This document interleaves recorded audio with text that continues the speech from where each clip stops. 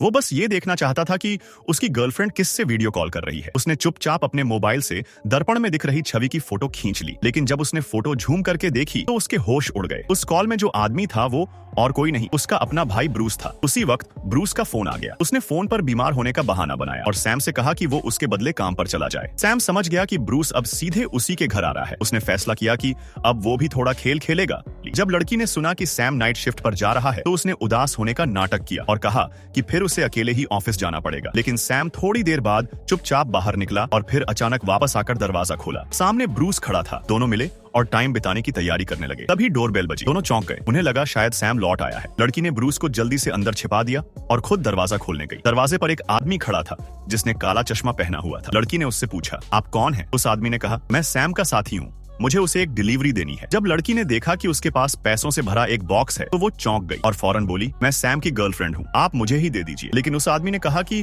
वो ये packet Sam को ही देगा और उससे साइन करवाएगा। तभी ब्रूस बाहर आ गया और झूठ बोल दिया कि वो ही सैम है। काले चश्मे वाले आदमी को शक नहीं हुआ। उसने सिग्नेचर लिए और चला गया। ब्रूस और लड़की ने मिलकर बॉक्स खोला और पैसों की गड्डियां देखकर हैरान रह गए। अब वे सैम के बिना अपनी जिंदगी की प्लानिंग करने लगे। दोनों अभी जश्न की तैयारी कर ही रहे थे कि फिर डोरबेल बजी। लड़की ने दरवाजा खोला तो देखा कि वहां 2 पुलिस वाले खड़े थे और उनके पीछे वही चश्मा पहनने वाला आदमी था। लड़की घबरा गई और पूछा, क्या हुआ? पुलिस वालों ने कहा, अंदर चलो, सब पता चल जाएगा। अंदर आने के बाद उन्होंने देखा कि ब्रूस सोफे पर बेतरतीब पड़ा है। फिर चश्मे वाले आदमी ने उसकी तरफ इशारा करके कहा, यही सैम है। पुलिस ने फौरन उसे पकड़ लिया और बताया कि उस पर बैंक लूटने और एक कर्मचारी को पीटकर बेहोश करने का इल्जाम है और अब उसे कम से कम 20 साल की जेल हो सकती है। ब्रूस घबरा गया और चिल्लाकर बोला, मैं सैम नहीं, उसका भाई हूँ। तभी लड़की भी सामने आई और बोली, हाँ ये सैम नहीं है। पुलिस ने पूछा, तो फिर ये यहाँ उसके घर में क्यों है? उन्होंने कहा, ठीक है छोड़ सकते हैं, लेकिन पहले रिश्ते का कोई सबूत दीजिए। तभी लड़की सच बोलने ही वाली थी कि असली सैम अंदर आ गया। उसे देखकर ब्रूस चिल्लाया, ये है असली सैम। पुलिस उसकी तरफ देखने लगी, लेकिन अगले ही पल